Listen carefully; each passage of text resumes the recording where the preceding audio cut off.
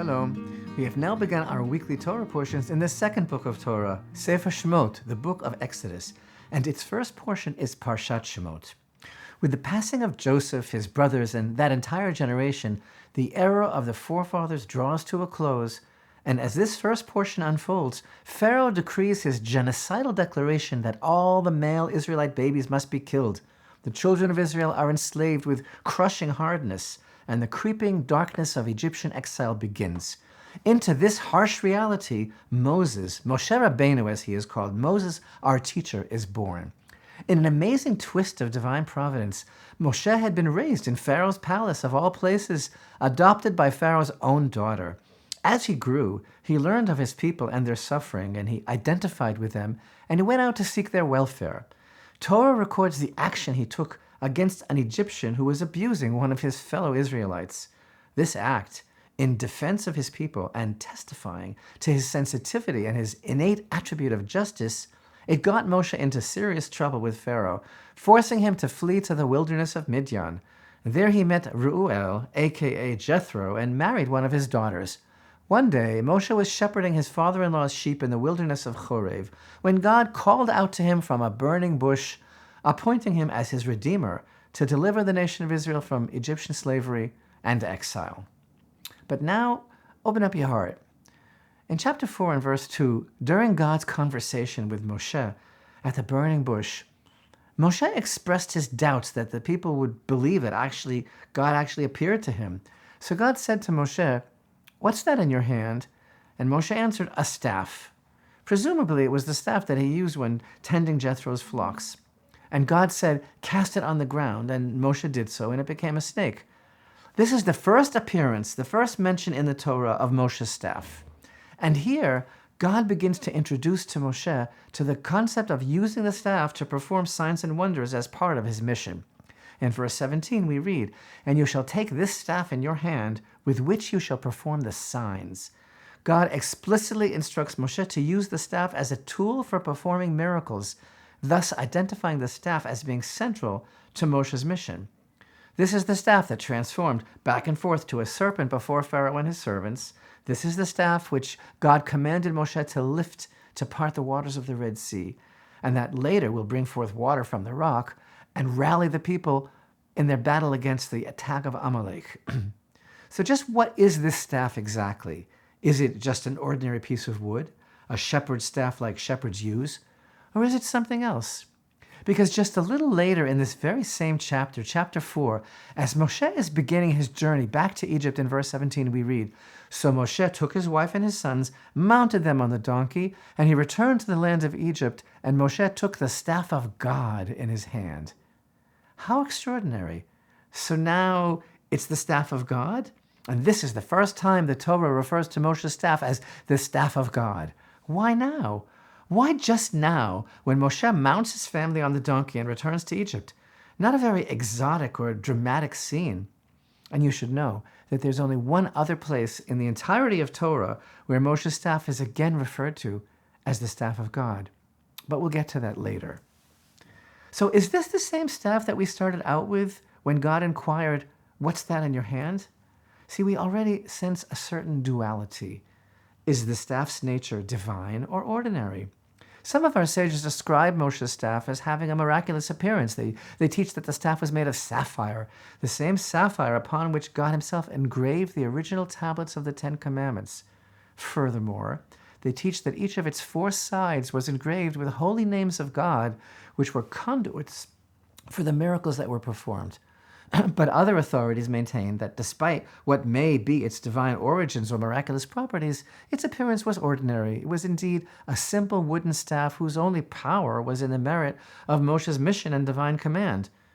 The signs and wonders that were performed with it were on account of God's appointment of Moshe as his emissary. This would demonstrate a major Torah theme of utilizing the ordinary to achieve the extraordinary. The dichotomy between the staff's divine power and its very mundanity can also be seen as reflecting Moshe's own humility and his role as a servant of God. And this in turn mirrors the deeper theme of blending spiritual greatness with earthly simplicity. But back to our question, which is it? Is the staff of God the same as the staff of Moshe? And if so, is it ordinary or is it divine? So open up your heart in the deepest way. Torah tradition relates a fascinating backstory about this staff. According to the Pirkei de Rabbi Eliezer, Moshe's staff was one of the 10 miraculous objects that were created by God during the twilight hour of the 6th day of creation. This is a parallel reference to a teaching that can be found in the Mishnah in the 5th chapter of the Pirkei Avot, the chapters of the fathers. That Mishnah lists 10 items that were created at twilight on the 6th day, between the completion of the 6 days of creation and the onset of the first Shabbat. The Mishnah states, there were 10 things created at twilight on the eve of the first Shabbat. The mouth of the earth, which swallowed up Korach, the mouth of the well, the mouth of the donkey, the rainbow, the manna, the staff, the shamir, the letters, the writing, and the tablets. This enigmatic teaching alludes to vast secrets. What are all these things? What are their properties, and what do they have in common? The 6th day, which marks the completion of creation in the biblical account, is understood as a time of transition and culmination. And twilight itself is a time of ambiguity, neither fully day nor fully night, a time of transition and transformation, symbolizing a liminal space between light and darkness, between the mundane and the sacred. It's the blending of day and night, a time that intersects the natural and miraculous realms. The weekdays are the natural realm, and Shabbat is the miraculous realm. Expounding upon the inner dimension of meaning, the holy Arizal teaches that the twilight period represents a time when the boundaries between the spiritual and physical worlds are more permeable. The creation of miraculous items during this unique time, he says, means that these things have a role in bridging these realms because they each serve divine purposes in the physical world. They're manifestations of divine miracles that are integrated into the natural world. Each one of these items was created to be used later in history for miraculous events. Their creation at twilight indicates that they are not entirely part of the natural order, but serve as divine interventions within the natural world. So this pre-creation, as it were, at twilight of the 6th day of things that will be later used, signifies God's foreknowledge and preparation for a future event, demonstrating how the divine wisdom and foreknowledge is an inherent part of the created order, with these miraculous interventions woven into the very fabric of creation from the dawn of time, ready to manifest when necessary to uphold the harmony of creation.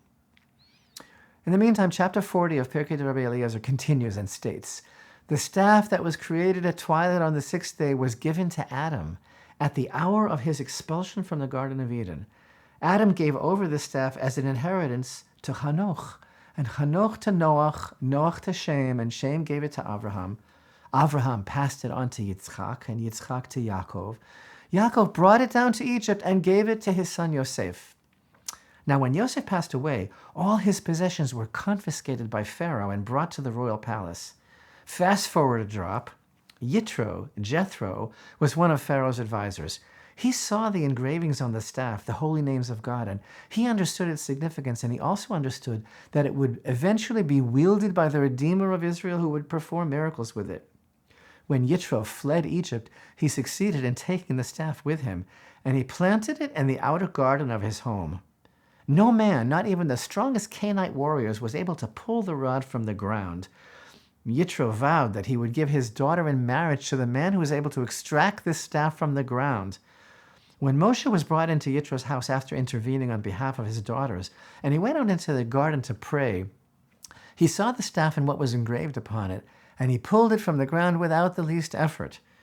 Yitro knew that this man was the anticipated and promised Redeemer of Israel, and gave him his daughter Tzipporah's hand in marriage. So these midrashic perspectives and teachings clearly ascribe a divine origin to the staff. But yet other traditions maintain that it was just an ordinary wooden stick, a shepherd's staff. So how then do we understand the apparent transformation of Moshe's staff into the staff of God? Can these divergent opinions be harmoniously reconciled? So open up your heart in the very deepest way. The profound truth is that the staff was both miraculous and mundane, at once ancient and newly carved, ordinary and extraordinary. Its creation at twilight represents its latent potential for miracles woven into the cosmos from the very beginning. Its journey through the generations signifies the gradual unfolding of its purpose, entrusted to the righteous who carry the responsibility of advancing humanity towards redemption. And Moshe's use of it as a shepherd reminds us that even preordained miracles require human initiative to bring them into reality. The synthesis of Moshe's staff and the staff of God into one seamless idea is indicative of one of the most profound and foundational ideas in Torah thought, that the miraculous emerges from the partnership of divine will and human effort. Moshe's staff embodies the idea that greatness does not exist in a vacuum. It's the result of the intersect between God and humanity, the true bridge between heaven and earth. The staff of Moshe was on the surface just a piece of wood, yet through divine purpose it became a tool for miracles. When the staff becomes a serpent, for example, it exemplifies the transformation of the ordinary into the extraordinary through divine intervention. And when Moshe grasps the serpent and it reverts to being a staff of wood again, Moshe's trust in God demonstrates and serves as a sign of divine control over nature. But here's the thing, so open up your heart much deeper still. Yet, it was still a personal object. Still, Torah did not designate it as the staff of God until when? Until the verse in chapter 40 and verse 20, that very unexotic, undramatic verse where we learn, and Moshe took his wife and his sons and mounted them upon the donkey, and he returned to the land of Egypt, and Moshe took the staff of God in his hand. The transition of the staff from a shepherd's tool to a divinely empowered instrument with a sanctified status only comes about when? As Moshe formally accepts and embarks upon his mission to redeem Israel. Only when Moshe accepted his mission with complete faith and humility and started along his lone and solitary, arduous path, that's when the staff acquired its new designation. At the burning bush, Moshe's initial doubts and hesitations about leading Israel are resolved as he accepts his role as God's emissary. By taking the staff of God, Moshe demonstrates his faith in God and commitment to his mission. This moment establishes the principle that redemption and miracles require both divine power and human initiative. The phrase, the staff of God, is a precise reflection of how human initiative, when aligned with divine will, becomes a channel for miracles. The staff was physically wielded by Moshe, but its power was entirely divine. This duality reflects the broader principle of hishtadlut, meaning human effort, combined with siyata deshmaya, divine assistance. Moshe actively wields the staff, signifying the human responsibility to act with effort and initiative in carrying out God's will. But the designation, staff of God, conveys the principle that ultimate success depends on God. The miracles or victories achieved are manifestations of God's will working through human hands. Siyata deshmaya, divine assistance, comes when we do our part. Now, as to the midrashic view that the staff is a divinely created object, passed down from Adam throughout the generations, this is not merely anecdotal. This tradition beautifully conveys the concept of continuity in the mission of humanity to repair the world, tikkun olam. In this light, the staff is part of the cosmic plan of redemption. Each generation and its leaders have a role to play in the redemptive process. The staff represents the continuity of God's plan for redemption, tracing back to creation and forward to the ultimate redemption, according to that tradition. Moshe's receiving of the staff, through which he fulfilled his role in the Exodus, was his fulfillment as a link in the chain that brought humanity closer to rectifying the sin of Adam.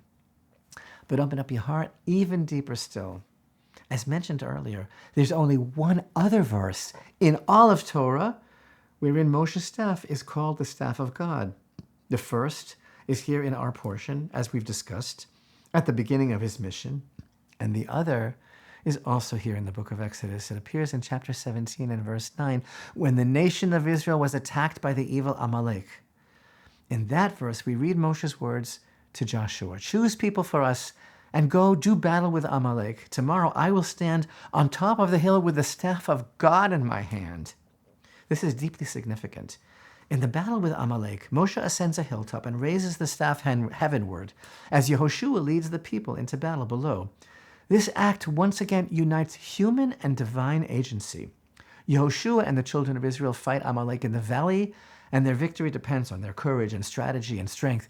Moshe raises the staff, symbolizing faith and trust in God. The sages explain that the people looked towards Moshe's uplifted hands and were inspired to look upwards and direct their hearts toward heaven. The staff became a rallying point for the people's faith, reminding them that God's power can flow through our own efforts. So the use of the phrase, the staff of God, in this context emphasizes that success is not achieved by human strength alone, but through the partnership of human effort and divine intervention. We've also learned that the battle with Amalek is unique because Amalek embodies doubt and denial of God. Amalek embodies spiritual apathy and denial of God's providence and the rejection of faith, the very forces that from time immemorial attack us whenever we're vulnerable. Overcoming these challenges requires both trust in God's presence and active effort. By using the phrase, the staff of God, regarding this battle, Torah teaches us that overcoming Amalek, both externally and internally, requires the synthesis of human effort and complete trust in God. Ultimately, Moshe's staff and the staff of God are one and the same. It's not just a tool of miracles, but a profound metaphor and life lesson. It teaches us that everything in creation is invested by and included in the Creator's plan. It teaches us that every person and everything in this world, no matter how ordinary one may feel and no matter how insignificant something may appear to be, has the potential to be a vessel for greatness. When we align ourselves with God's will, when our faith is strong enough to elicit our commitment to take action, we can receive the divine assistance that will transform our lives into instruments of blessing and redemption.